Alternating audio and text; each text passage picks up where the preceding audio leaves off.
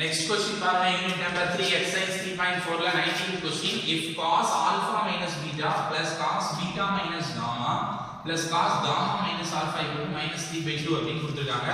கொடுத்து இத cos alpha plus cos beta plus cos gamma is equal to sin alpha plus sin beta plus sin gamma equal to 0 அப்படினு proof பண்ண சொல்றாங்க. என்ன பண்றோம் அப்படினு பாருங்க. ரொம்ப ஈஸியான ஒரு some.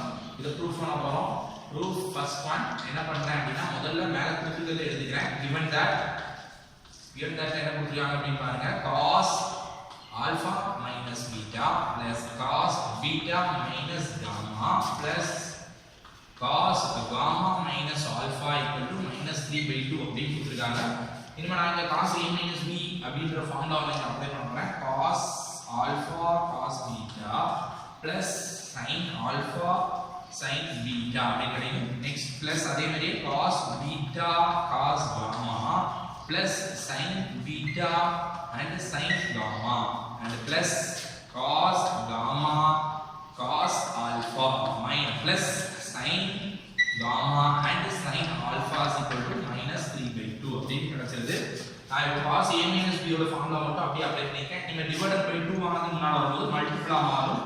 cos alpha and cos beta plus sin alpha and sin beta plus cos beta and cos gamma plus sin beta and sin gamma plus cos gamma and cos alpha plus sin gamma and sin alpha is equal to minus 3 இருக்குது. உள்ள வரணும் ஆட்டோமேட்டிக்கா plus 3 அப்படி வந்துருது. டிவைடட்ல இருக்கக்கூடிய 2 இங்க கொண்டு வந்து மல்டிபிளா மாத்திப்போம். மைனஸ் இருக்கக்கூடிய பிளஸ் இங்க கொண்டு வந்து மைனஸ்ல இருக்கக்கூடிய 3 இங்க கொண்டு வந்து plus 3 மாத்திப்போம்.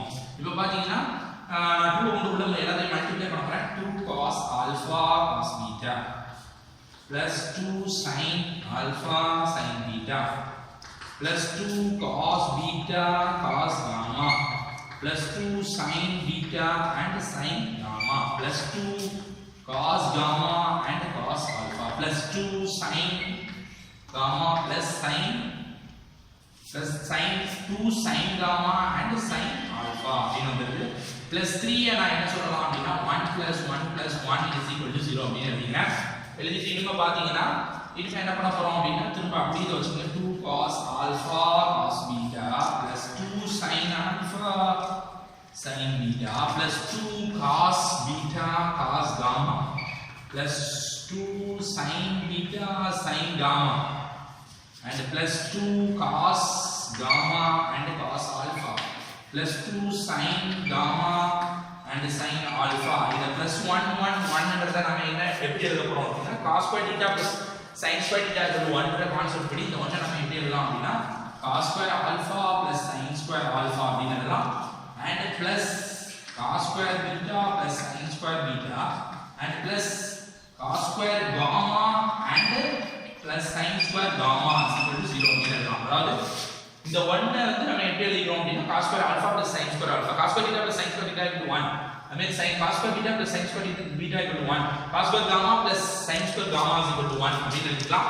இனிமே நம்ம இத வரிசையா எழுத போறோம். முதல்ல பாருங்க cos square alpha plus cos square beta plus cos square gamma plus 2 cos alpha cos beta plus 2 cos beta cos gamma plus 2 cos gamma cos alpha அப்படின்றது மொத்தமா எழுதிட்டு பிளஸ்ல இருக்கறனால நம்ம வரிசை எப்படியா எழுதிக்கலாம். இப்போ பாத்தீங்கன்னா இந்த a square plus b square plus c square plus 2ab plus 2bc plus 2ca அப்படிங்கற கான்செப்ட் படி எழுதும்போது இத மட்டும் நம்ம என்ன சொல்லிடலாம் அப்படினா cos alpha plus cos beta plus cos gamma the whole square அப்படின்னு சொல்லலாம். பிளஸ் இதே இந்த இடத்துல பாருங்க இதே அதே மாதிரி எழுதும்போது என்ன வரும்னா sin square alpha plus sin square beta plus sin square gamma plus 2 sin alpha sin beta plus 2 sin beta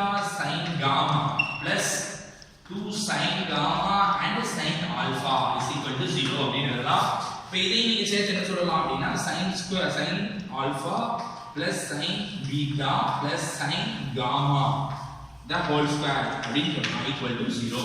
இத நம்ம என்ன ஃபார்முலா யூஸ் பண்ணிருக்கோம் அப்படினா இந்த இடத்துல தெரிஞ்சுங்க a plus b plus c the whole square formula a square plus b square plus c square plus 2ab plus 2bc plus 2ca அப்படிங்கறது நம்ம 10th இந்த ஃபார்முலாஸ் அல்ஜிப்ராயிக் ஃபார்முலா ஐடென்டிட்டிஸ் படிச்சிருக்கோம். சோ இப்போ ரெண்டு ஸ்கொயர் equal to 0 ஆ இருக்கனால நம்ம என்ன சொல்லிக்கலாம் தனித்தனியாவும் 0 ஆ இருக்கும் அப்படிங்கறத நம்ம சொல்லலாம். இப்ப பாருங்க அப்ப அடுத்து இதுல இருந்து cos alpha plus cos beta plus cos gamma the whole square equal to 0 அப்படி சொல்லலாம். and sin alpha plus sin beta plus sin gamma the whole square is equal to 0 சொல்லலாம். இதுல இருந்து which implies square 0 அப்ப ஆட்டோமேட்டிக்கா அந்த square எடுத்தா போகும் ஸ்கொயர் ரூட்டா மாறும் 0 க்கு ஸ்கொயர் ரூட் எடுத்தாலும் 0 தான். therefore cos alpha plus cos beta plus cos gamma equal to 0 and sin alpha plus sin beta plus sin gamma is equal to 0 அப்படின்னு நமக்கு வருது. இல்ல क्वेश्चनல நம்ம கேட்ட